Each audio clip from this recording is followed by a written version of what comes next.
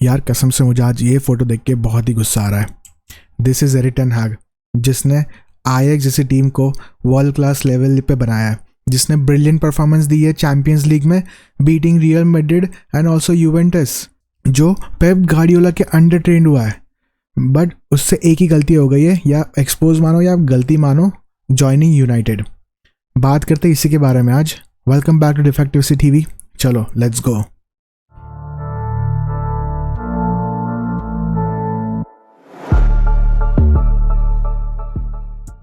देखो, I was the one जिसने इसको मनी मंथ बहुत ही सपोर्ट किया है when he was joining at United. उसके पास वो डिसिप्लिन आने की क्षमता थी and United really needed discipline, क्योंकि उनसे रैल्फ रैंगनिक या ओले से नहीं हो पा रहा था। तो यूनाइटेड को कोई गुंडा वाला चाहिए था मैनेजर जो आके बदल सके। बट उसने क्या गेम प्ले या टीम बिल्डअप फिक्स किया है? क्या उसने team problems dressing room change की है? नहीं। एंड क्यों नहीं? क्या रीज़न था? वैसे मीडिया के चक्कर में ही हमेशा मीडिया में अच्छा बोलना है और अपनी बातें दबानी है। बट उसकी गलती नहीं है। चलो मैं मानता हूँ मीडिया में कि उसकी गलती नहीं है, क्योंकि वो मीडिया को कंट्रोल नहीं कर सकता। बट वो प्लेयर्स को तो कंट्रोल कर सकता है, उसके प्लेयर्स को तो कंट्रोल कर सकता है। उनको तो बोल सकता है कि भाई सोशल मीडिया में ऐसा नहीं करते, ये वगैरह नहीं करते। उनको तो सिखा सकता है। वो सिखा ही नहीं पाया एंड उसने खुद ही वो भुगत लिया कि क्या होता है अंजाम। This guy ended up paying double fees for ओनाना, Højlund, Anthony. उनकी मार्केट वैल्यू से डबल पे करके वो उसको लाए थे। बट क्यों? हमको क्यों डबल पे करनी है? We are Manchester United. और अगर हमारे पास ऑप्शन नहीं है तो यूनाइटेड को उसको बोलना चाहिए, जो आपको प्लेयर्स चाहिए हम उसको ओवर पे नहीं कर सकते। हम अल्टरनेटिव्स देखते हैं and we can bring alternatives. So हमारे पास दूसरे ट्रांसफर विंडो में स्पेंड करने की थोड़ी पावर आए। बट नहीं, he was the manager, he was not even head coach, he was the manager. उसके पास वीटो है कि he can bring the players and he can bring his own players. And कौन लेके आए? Hojlund, Antony, Onana, Casemiro instead of Frenkie de Jong, जिसने उसने बहुत ही सपने दिखाए थे। एंड वन साइनिंग जिसकी पूरी गलती मैं मानूंगा, विच इज़ लिसांड्रो मार्टिनेज। जी हाँ, अगर आप थंबनेल देख के आए हो तो हाँ भाई, सारी गलती लिसांड्रो मार्टिनेज की ही है। क्यों? क्योंकि उसने आर्सेनल ज्वाइन नहीं किया। देखो, अगर वो आर्सेनल ज्वाइन करता तो उसका करियर तो संभलता, बट यूनाइटेड का भी करियर संभलता, क्योंकि यूनाइटेड के बोर्ड को तो पता चल जाता कि भाई इसको पैसे नहीं देने हैं, इसको इतनी बड़ी बड़ी साइनिंग्स नहीं देनी है। एंड इवेंचुअली व्हेन इनियोस आती तो उसको कॉन्ट्रैक्ट भी नहीं देती। तो मैं मानूंगा कि लिसांड्रो की ही गलती है।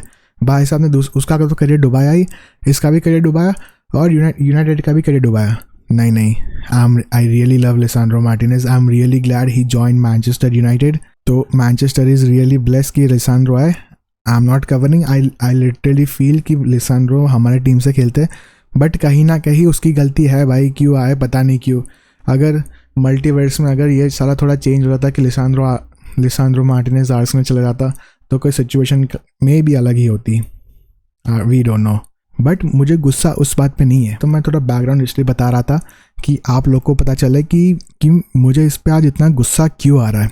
बस मुझे इसके 2 न्यूज़ आर्टिकल्स मैंने उसको देखे विच इज़ रिसेंटली पब्लिश्ड। जिन लोगों को नहीं पता, he is serving Bayer Leverkusen, Xabi Alonso Bayer Leverkusen, जो अभी रियल मैड्रिड के मैनेजर है, and he is a replacement of Xabi Alonso. तो उससे रिसेंटली पूछा गया था कि आप एंथनी को साइन करोगे? दोस्त ने कहा नहीं, एंथनी मेरा बच्चे जैसा है, मेरा बच्चा ही है, बट नहीं, मैं इस बार साइन नहीं कर पाऊँगा। एंड क्यों नहीं भाई? आप यूनाइटेड के लिए तो साइन कर पाए थे, आप उसको बच्चा ही बोल रहे हो। ये कैसा बाप है जो अपने बच्चे को ही साइन नहीं कर पा रहा? और ऐसा तो है नहीं कि बायर लेवरक्यूसन के पास उतने पैसे तो है नहीं। उन्होंने फ्लोरियन वर्ड्स और फ्रिम्पांग के पैसे है उनके पास, और उनको सिर्फ 40 मिलियन देने एंथनी के। यूनाइटेड ने उसके लिए तो 80 दिए थे, तो उसको सिर्फ 40 में ही उसको लेने हैं। तो क्यों नहीं भाई, एंथनी को आप क्यों नहीं ले सकते? क्योंकि एरिक टेन हैग को पता है कि भाई ये सारे प्लेयर्स सोशल मीडिया वाले ही है। और अभी एंथनी को भी समझ आ गया होगा कि उसके डिप्रेसिंग वाला फेज उसके पापा ने ही दिया है, तो मुझे भी उसके पास नहीं जाना है। और एंथनी भी अदर साइड बोल दिया कि मुझे उधर जाना ही नहीं है, मुझे रियल बेटिस में ही जाना है।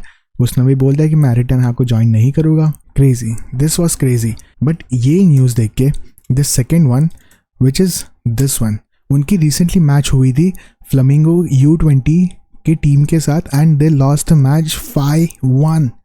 बायर लेवरक्यूसन की टीम फ्लेमिंगो की U20 की टीम के सामने 5-1 के सामने हारी। तो ब्राज़ीलियन टीम, जिस टीम ने यूरोप में देखा है, उस टीम के सामने ये लोग हार रहे हैं 5-1 अंडर U20s। एंड आके एरिक टेन हैग क्या बोल रहे हैं? I don't care about pre seasons, मैं उतना भाव नहीं देता प्री सीजन को। अगर आप भाव नहीं देते प्री सीजन को तो आपने क्यों रोनाल्डो को इतना फ्रस्ट्रेट किया कि प्री सीजन उधर ट्रेन हो, मुझे तुझे ट्रेन करना पड़ेगा। एंड उसकी मतलब I can not even speak. तो रोनाल्डो की 80 या 70% बात नहीं, उसकी 110% बात सही है कि भाई उसने रिस्पेक्ट नहीं किया रोनाल्डो की। चलो इट्स नॉट अबाउट रोनाल्डो, मुझे कहीं ना कहीं लगता है he can successful at Bayern Leverkusen क्योंकि उसने ऑलरेडी आईएक्स में प्रूव किया है। बट देखते हैं कि बायर्न लेवरक्यूजन कितने पेशेंटली उसको टाइम देते हैं क्योंकि he need some time with this players to adjust the system. पता नहीं सिस्टम डालेगा कि नहीं, we don't know. But obviously Bundesliga में उतनी लाइमलाइट तो होती नहीं है प्रेस कॉन्फ्रेंस एंड मीडिया की, तो he can achieve good things. But मैं दिल से चाहता हूँ एरिक टेन हाग बायर्न लेवरक्यूजन में फेल हो, इसलिए नहीं क्योंकि उसने यूनाइटेड के लिए कुछ नहीं किया, इसलिए कि उसको अपनी गलती पता चले कि यार मीडिया में आके सब कुछ नहीं बोलते, और जब कोई आके बोलता है तो उसको रिस्पेक्ट करो या अपने प्लेयर्स की रिस्पेक्ट करो जो आपको ट्रॉफीज़ या आपका नाम ऊंचा करते हैं। So please Erik ten Hag respect the players and I hope कि आप बायर्न लेवरक्यूजन में अच्छा करो। चलो thank you so much for watching, thank you so much for time. And अगर आपको मेरी वीडियोस अच्छी लगती हो तो please give me 1 like and also press that subscribe button. आपका एक subscribe button help me a lot to grow my channel. Thank you so much, thank you for time, bye bye, take care.